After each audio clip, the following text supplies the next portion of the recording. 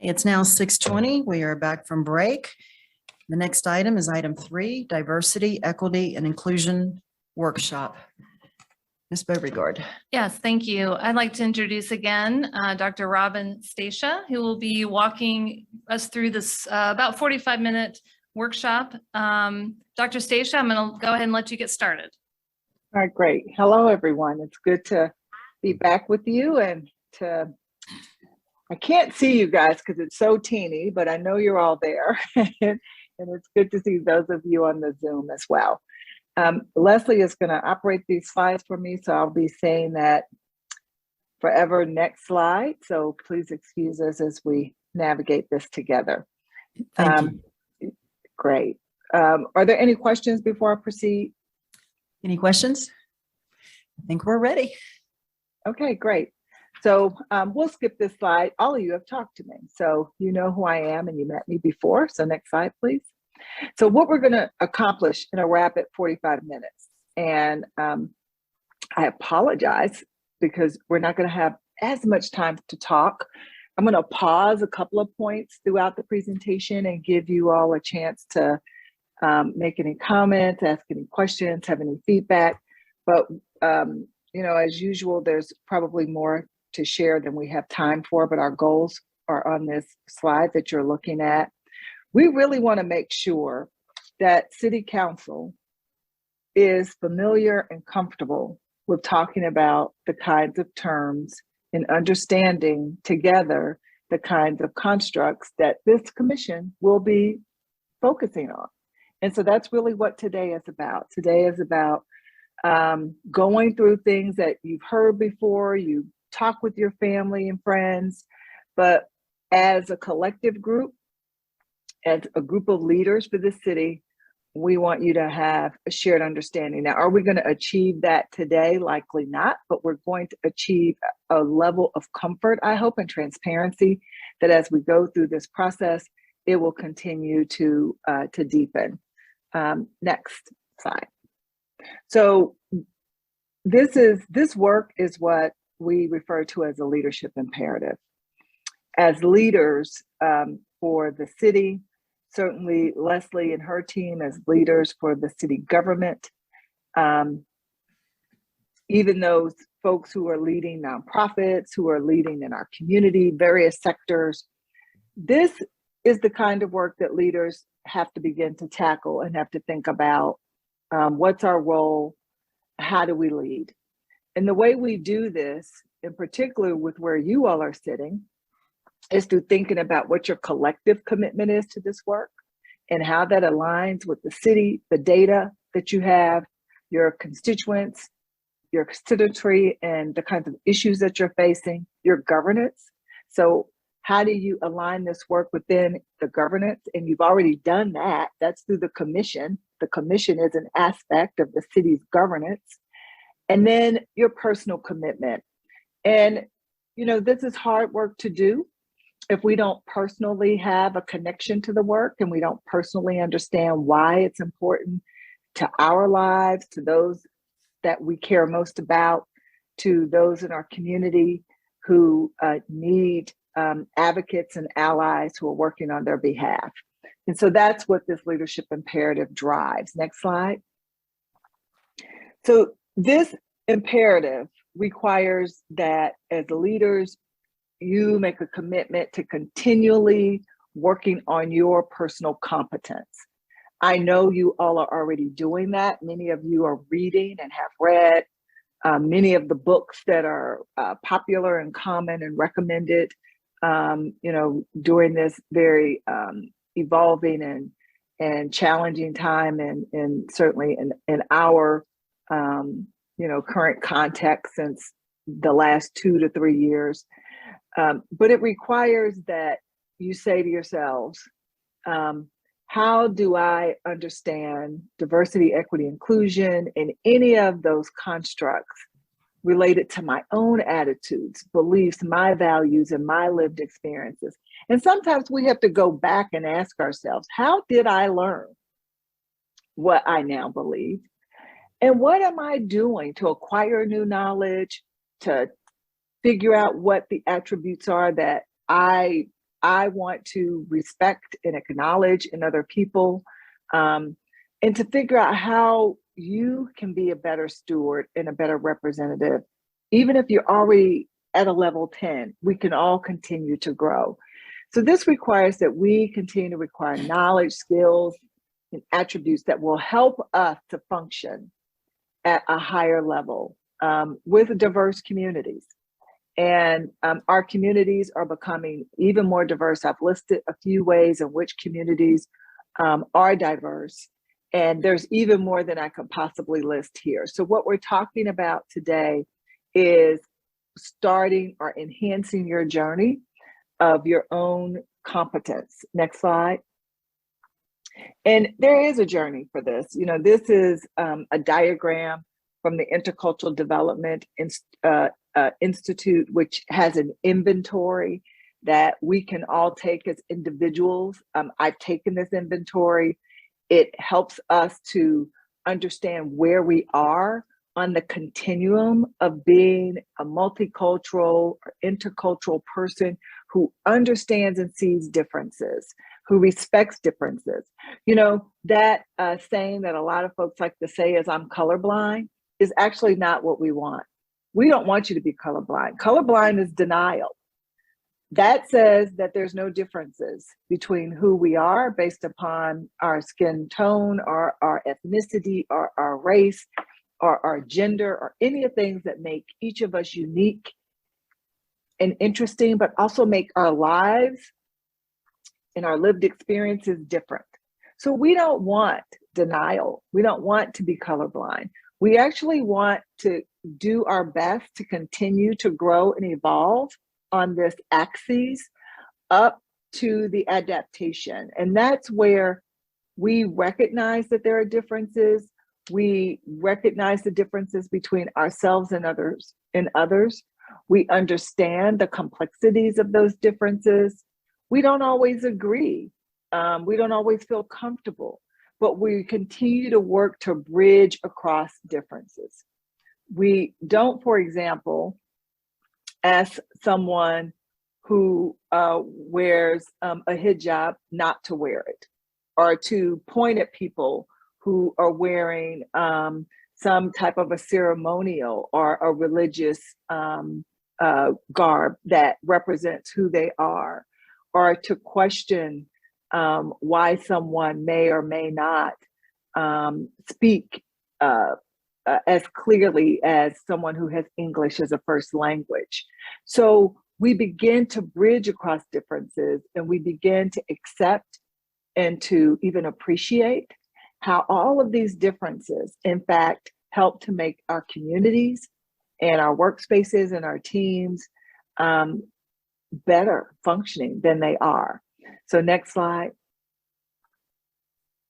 So diversity is also, equity inclusion is also not a check the box activity.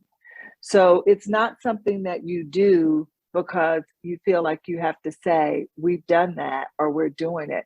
But we do it because we recognize that it's an opportunity to really capitalize on the best of what each of us brings to the conversation. And there's a lot of data, and I have, I think later in the slide deck, some information that shares with you the business case of why this is great. I mean, McKinsey, Deloitte, Bain, you name all of our big wig research companies, all have spent extensive amount of time looking at both national and global data that points out at how organizations perform, how cities perform, how communities, how teams are better able to perform when they are more diverse and when they are more inclusive.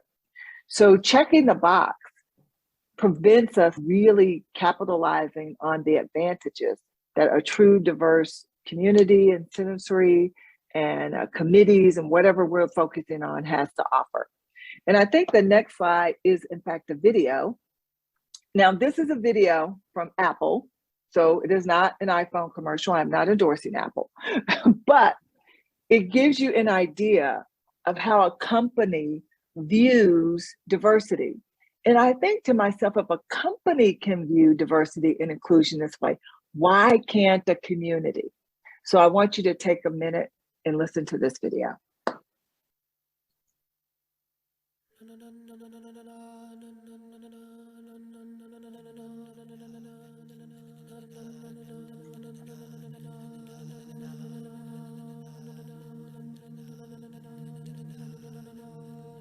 Open. Open a door and it opens all the others. Open a mind and see what happens next. No great thing, no beautiful invention was created in a vacuum. It happens when we leave our comfort zone and come together. Embrace faiths, cultures, disabilities, differences. Embrace races, ages, ideologies, personalities, creating a tool or device nobody saw coming. Humanity is plural, not singular. The best way the world works is everybody in, nobody out. So who we're made of is everyone. Differences not just celebrated, but essential. Many more women in charge, equal pay for equal work everywhere. A new generation of Apple, more diverse than the one that came before. Open is not just who we are, but what we believe as a company. Because humanity isn't singular, it's plural. The truth is, we don't see things the same. The power is, we don't see things the same.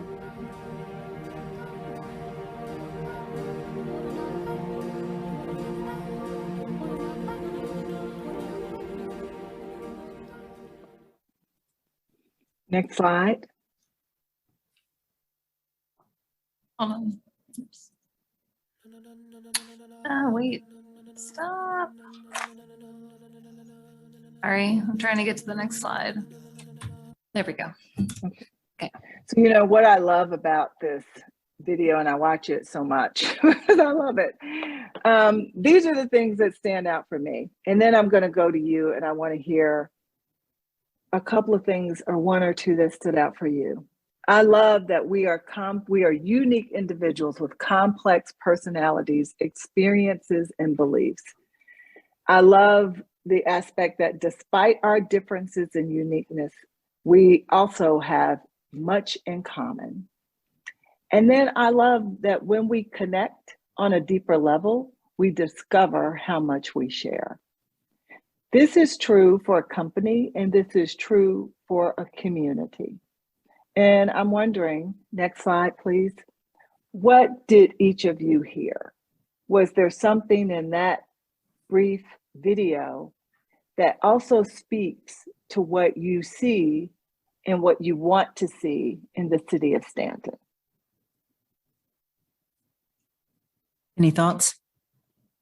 Well, you saw diversity for one. You saw treat everybody the same. If you do same work, pay them the same. You know, don't judge them. It's like don't judge a book by its cover. Just because they might look different doesn't mean they are different. You know, because a lot of us share a lot of the same wants and needs and desires. And I personally have been working with some Afghanis, and it's really amazing, you know, how they're not that different than, you know, anybody else. You know, their religion's different and stuff like that, but as far as what they want and do and how they work, it's, you know, it's the same. And you know, and everybody's important. Anyone else?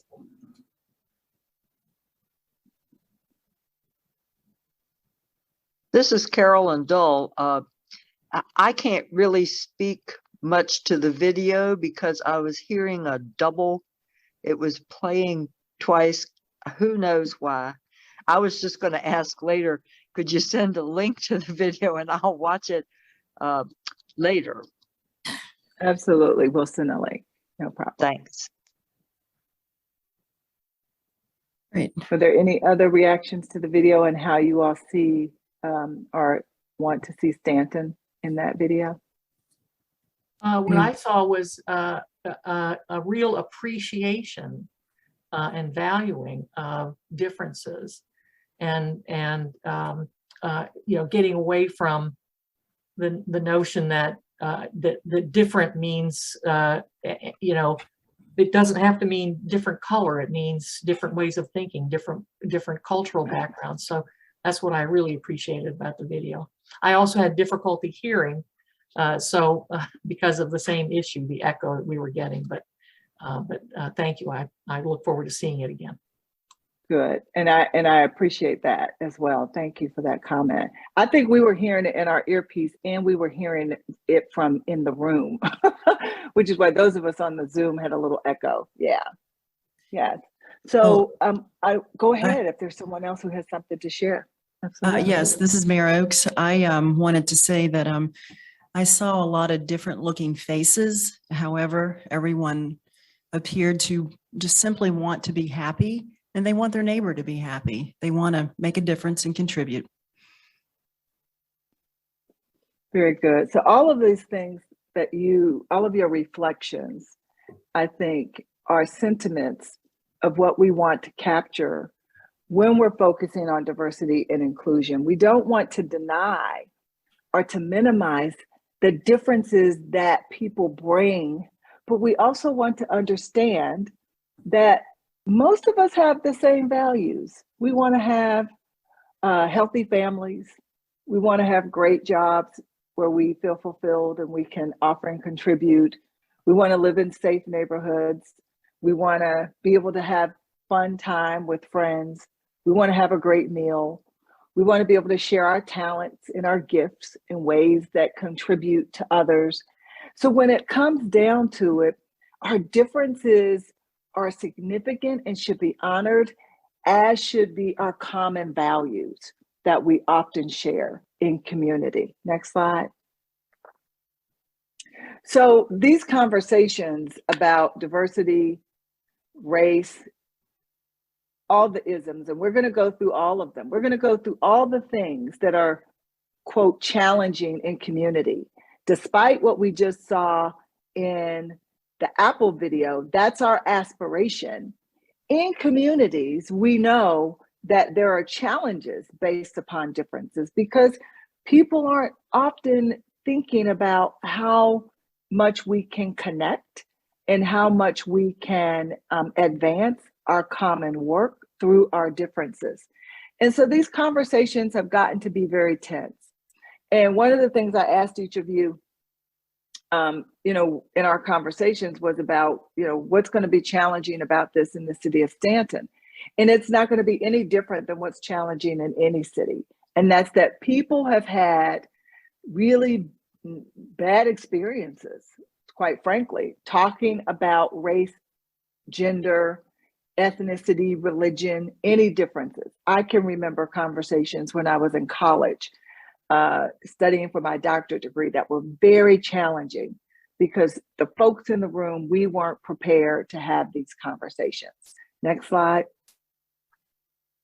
So over the last couple of years, our country and our communities have gone through a lot. And that's a part of the reason why we're here today, is because we saw a convergence of things that came together that we just could not see and unsee.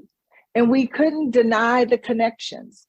We saw COVID-19 and how our communities were disproportionately impacted by those, how we had such vulnerable pockets of citizens in our communities, and how people who we didn't think were vulnerable are in fact a couple of paychecks away from not being able to make it.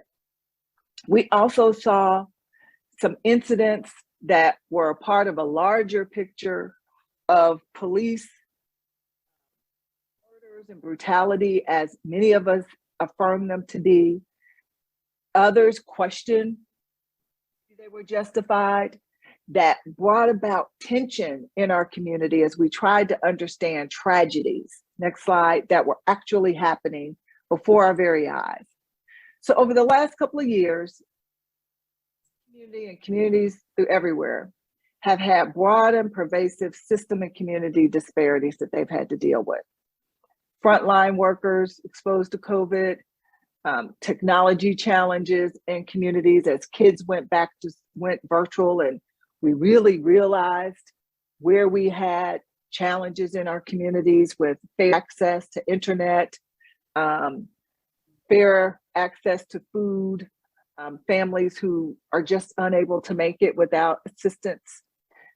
All of these things really Dr. pointed out to Stacia? us. Oh, yeah.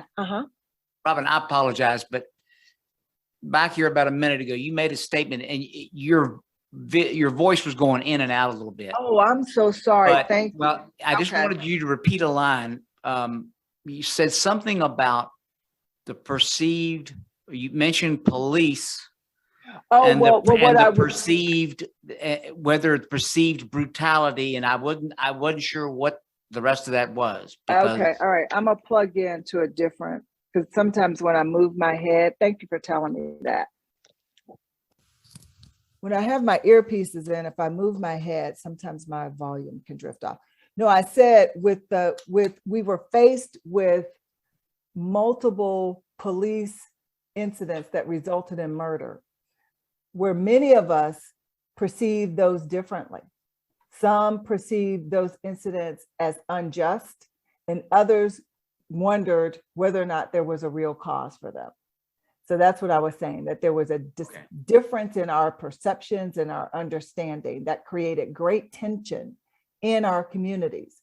So we've had the tension of COVID-19, we've had the tension of police brutality and injustices, we've had the tension of these pervasive disparities that were highlighted during the economic challenges over the last couple of years, where families still haven't recovered from many of the economic layoffs and deaths and you name it. So what I was saying is that we've faced over the last few years significant challenges that have pointed out to us how vulnerable different communities or different aspects of our communities are. Next slide. We've also had to face together some areas that have created a divide. You know, this is a picture of a Black Lives Matter protest and the greeting of Black Lives Matter. And I know here in Atlanta, you know, there's big division about supporting Black Lives Matter, not supporting it, but supporting the issues or not supporting the issues, or what do the issues mean? And then the next slide. And on the heels of trying to understand that, we were all then faced with trying to understand another symbol of what we've come to call an insurrection that we also saw differently. And often the way we see these are different based upon, next slide, political perspectives, left or right, social justice or blue justice, racial equity, or what folks call reverse racism. Now there's tension around what people are calling critical race theory versus protest about how we teach, what words we can use, what books we can read. So it's becoming so divisive. But for cities like yours who want to aspire to what we saw in the video and want to understand how your citizenry is really thriving or struggling, you have to be able to see your way past a lot of what you're looking at on this slide now. We have to be able to see our way past the conflict and have to be able to work your way as leaders into the issues that are real, that your city has challenges or wants to conquer or wants to understand, and how your city wants to aspire to be a city that is inclusive and that honors diversity and that wants to understand, you know, what do we need to do regarding equity?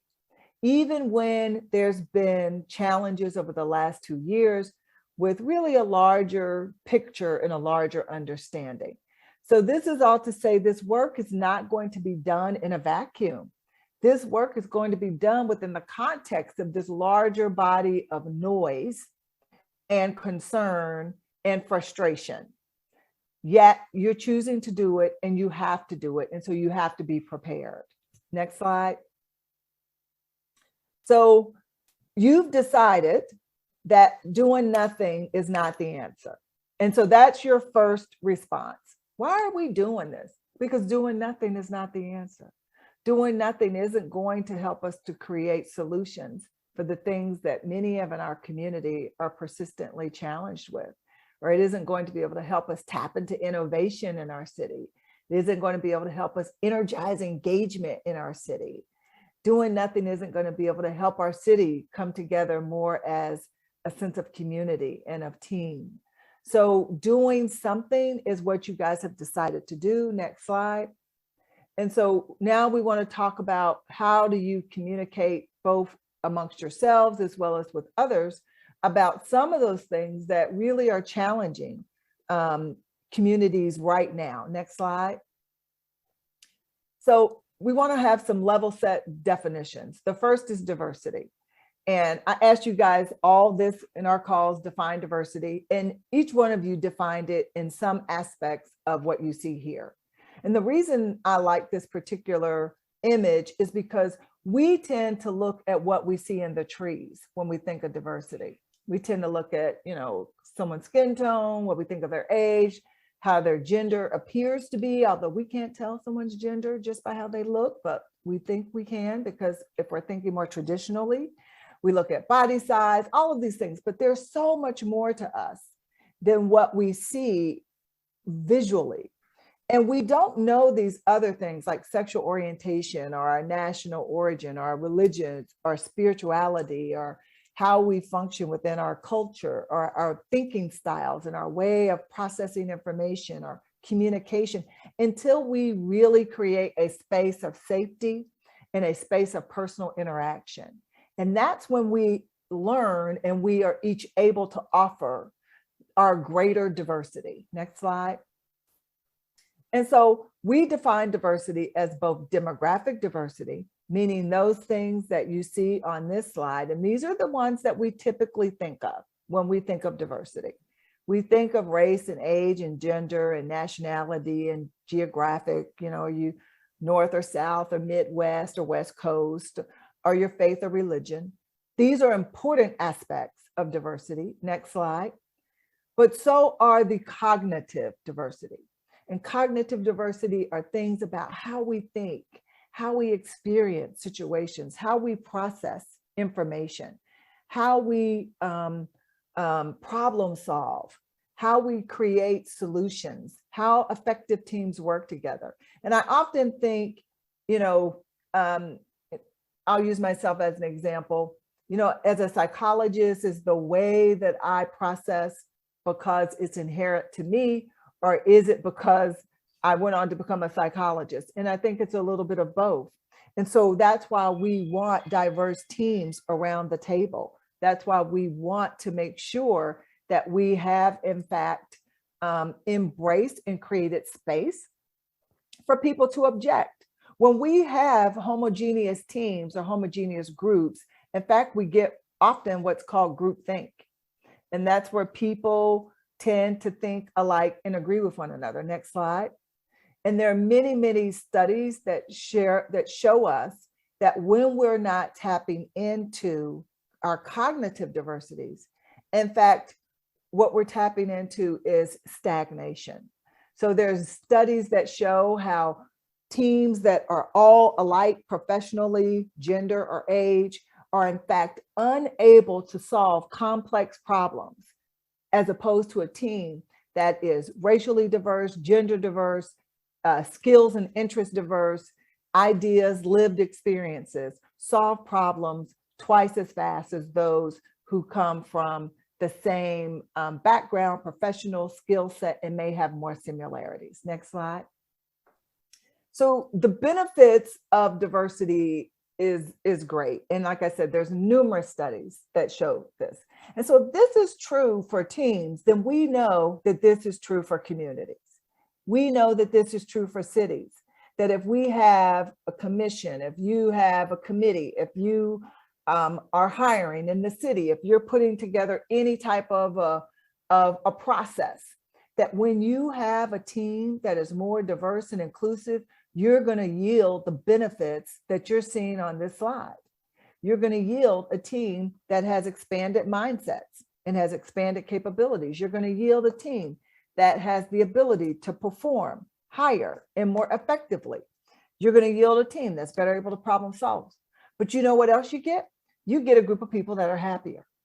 All the data also tell us that when we work in more diverse and inclusive work, community, teaming situations, that the individuals themselves experience a more positive personal impact. People feel good about being able to work interculturally, cross-racially, across different disciplines. Next slide. And that, in fact, affects the way they feel. So what we have to do as a community, we usually stay up here in the surface. You know, and these things are good. We have festivals and we have, you know, all types of arts and crafts and vendors, and we celebrate different months and different days. But we have to really create opportunities for deep cultural understanding. We have to create opportunities for people to really get to know each other. And I do have some ideas that as you do this work, that if you're not already doing it, I'll certainly share. But we have to spend time. One of the lingering legacies of our Jim Crow era of segregation is that our communities are still relatively separate. Now they're separate often among racial lines, cultural lines, and socioeconomic lines. So that leaves us with situations where people really don't have a natural path or a natural way, other than in the workplace or other than in intentionally created experiences in community, to understand deep cultural differences and appreciate one another on a deeper level. And so this commission has an opportunity to help Stanton understand some of these deeper cultural differences and opportunities. Next slide. So I asked you guys, what are some of the strengths of Stanton? And you gave me some great strengths. You said it's our great citizenry. Every one of you said it's your great citizenry. It's hard for me to say that word. That you all come together and you make things better, that you just do, that you work across racial lines. You all said that the city is warm, has warmth and diversity, and that it's growing, that it's expanding, and that also this does create issues because as things expand, so does our minds and our hearts have to expand to push beyond what we might ordinarily do, our own comfort zone, in order to accept differences. That you guys, your city is generally friendly, particularly on one-on-one with people, that most people, no matter their politics, believe in fairness and want to do what's right. And all of you said that it's just a vibrant area, that it's a tourist attraction, it has great history, and that it's a place where people value coming. So there are a lot of strengths to Stanton. Next slide. And in Stanton, you talked about that there's a lot of diversity. So let's go into a deeper understanding real quick of what this diversity looks like. So first we have race, and we want to be comfortable talking about race. And the fact that race is really just a construct, right? I probably have more genetically in common with Brenda than I do with another Black person. Like I could maybe give Brenda a kidney, and I maybe couldn't give my brother a kidney. So the reason that we are able to call ourselves humans is because that is in fact how we are. There are no real differences in our makeup. So race is what? Race is a construct. Next slide. It is a way of identifying who we are that goes back hundreds of years. And, you know, this is the deck we're dealt with at this point.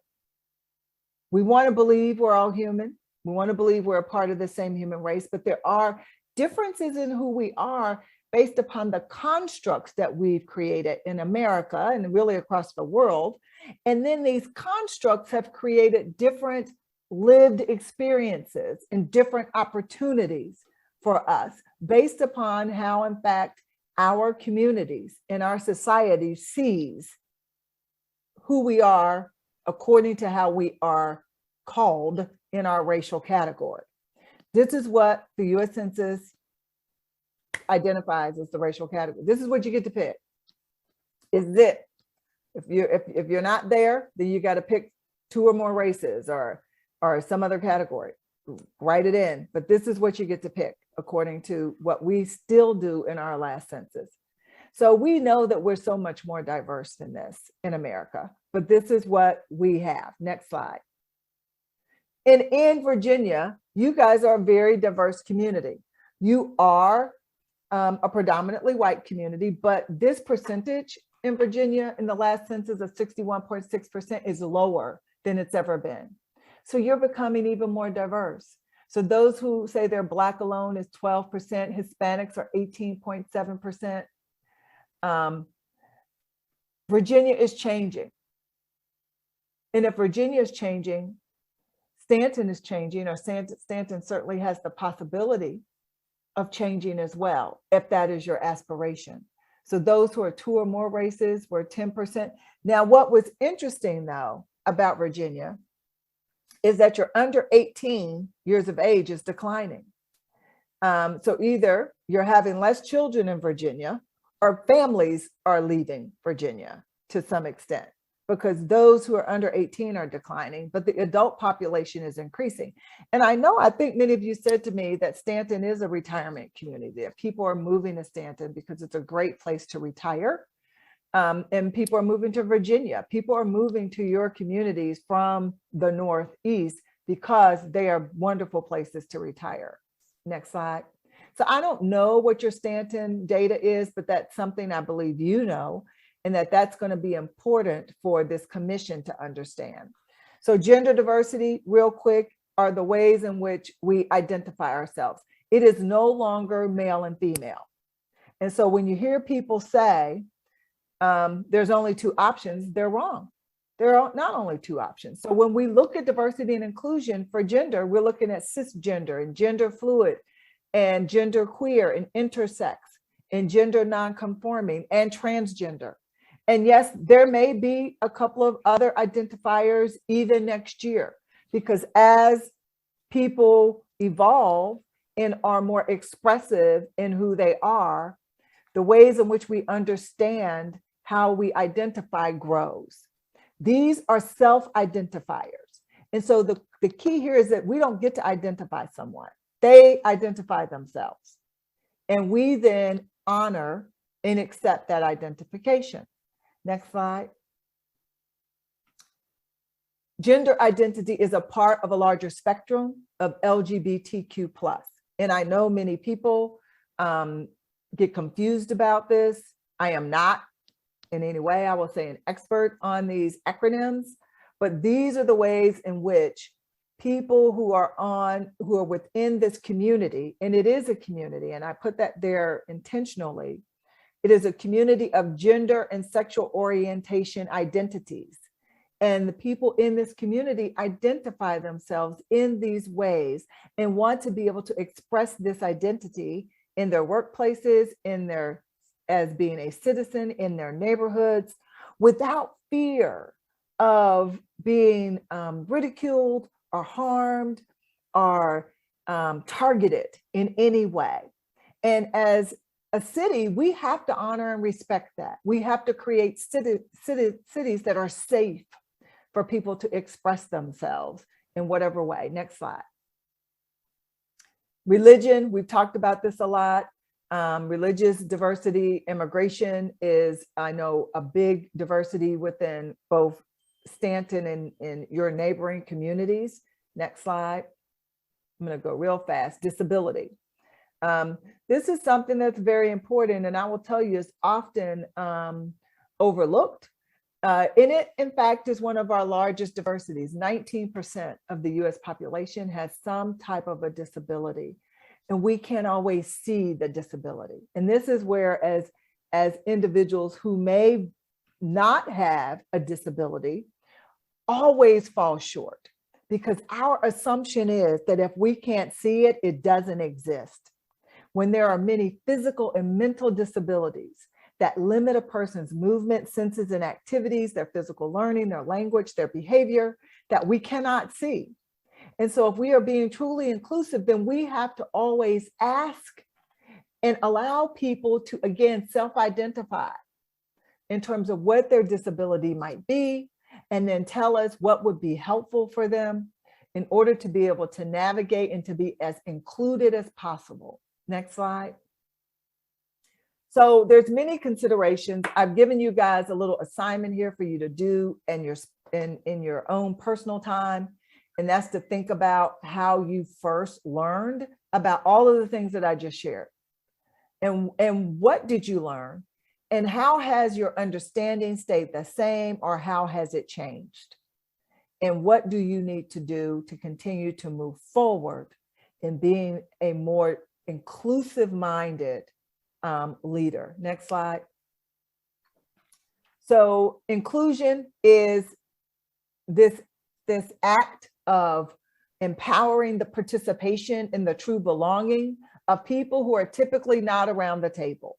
So if you think about how do we create space for folks who don't typically sit at the table, and that might be space for seniors who, quite frankly, we are not a country that really honors our seniors in their wisdom.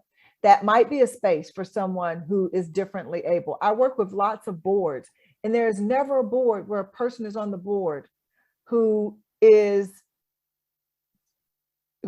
self-identified in some way a handicap. So understanding how we need to be inclusive is critical to creating a community that feels a sense of belonging. Next slide. Which gets us to belonging. So belonging is something that people desire. Welcoming is something that we offer. And that's how you think about those terms. I desire to feel a sense of belonging when I walk into a room. I span that room and I look for people who are women. I look for women who are African American. I look for people who are around my age. I look for folks who are from my region. We all are seeking for this kind of common connection.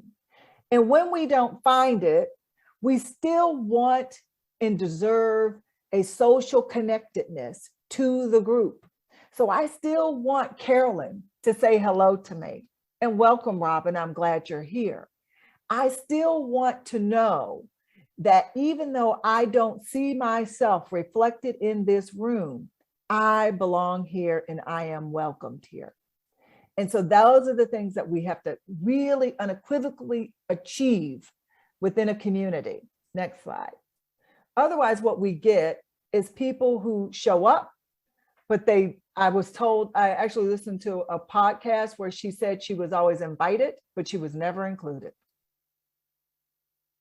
And that is a real visualization where we invite people to be around the table, but in fact, their voices are not included. And this gets us to equity. Equity is how do we eliminate barriers that prevent the opportunity for advancement of people who are typically not around the table, or people who are invited but never included. So there's no leadership opportunity. There's no way for them to serve. There's never an ask for their voice. Their opinions are not sought or mattered. When they speak, they are not heard. Or equity is about, next slide, removing barriers. And this is two images, and Leslie, you have to help me because I think I got to stop in a minute. This is two images that help you to think about equity. Equality, everybody has a bike. That's invited to ride, but you can't really ride. Equity, everybody has the bike that they need, the bike that fits them. And on the right, you see several levels The right is something that cities, municipalities, government, and councils can do, because the right talks about structure. If you look at how the tree is leaning, this diagram talks to us that sometimes creating equity means that we actually change policies, practices, systems, and structures so that the barriers and the persistent challenges that individuals have experienced are removed. So it's not just giving a person a bike, but it's fixing a system. It's fixing a structure. And that's what the slide, the image on the right depicts. Next slide. So next slide. Let's talk real quick about some of the barriers that we have internally. Implicit bias. I know you guys all know about this. You know of the term. We've got lots of examples of implicit bias. The bottom line is don't deny that you have it, because you do. I do. We all do. We all have bias. We all have bias and it's unconscious. We all have bias and it's involuntary. And we all have bias because we're all susceptible. We're susceptible to the media, to false information about other people, to stereotypes about people, to our lack of knowledge and familiarity with folks, to our own isolationists and our own internal culture. So there's many things that put us at a disadvantage to not really understanding and respecting and honoring the differences that people bring. Next slide. These biases are also sometimes a part of our isms, and our isms are those like sexism, genderism, ageism, LGBTQ uncomfortableness. So, they come together in very confusing ways. So sometimes it's a bias in that, I don't understand this person. I think this about this particular culture. And sometimes it's a real hardened, racist, sexist attitude or belief that allows us, when we have power, to create disadvantages for those who have access to services. And so we have to be very clear about, when you have power, how you understand your bias. Because if your bias is really something that you are acting on and something that is creating prejudice and stereotypes, it leads to discrimination, and it can lead to devaluing and disempowering and differently allocating opportunities and resources. And sometimes people know they're doing it and sometimes they don't. But we as leaders have to become alert, proactive, and you have to know when you're crossing the line. And teams like your council have to be prepared to say to one another, okay, that was at the line. We're not going to go there. We're not going to disadvantage a community, or this is what this law is going to do, or this is what this policy will do, how it will negatively impact single moms or the elderly or seniors or people without transportation. We have to think deeply about how these things have real ramifications. Next slide. So I've given you a real quick fire hose of information. Now the commission is going to be here to help you get some work done. Next slide. So the commission is going to be here to listen, to understand the voices. They're going to be here to understand the power that people want to have in their lives, the ways in which they want to be included, and how belonging is important to those in your community.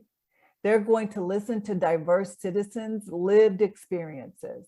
They're going to look at data to understand the root causes of disparities. So why does one group of citizens fare different than another? Why does one zip code? And in Atlanta, we have this study they do each year that tells you the life expectancy of Atlantans based upon your zip code. And it boils down to poverty, race, and opportunities. They're going to challenge assumptions that have been in place in the city of Stanton, and they're going to seek better answers. Assumptions like, old people really don't want to do better, or old people don't want opportunities, or all these these meritocracy types of assumptions. Well, if people just worked hard, they do better. Well, that's an assumption, because sometimes people are working twice as hard and they're not doing well. Some people are working 3 jobs. They're working really hard. So that might not be the right answer. So they're going to center on coming up with better answers. They're going to center the diverse voices for problem solving and for problem identification. And then they're going to seek to understand ways in which the traditional Stanton dynamics need to be addressed in order to really create fair and just, inclusive communities. Next slide.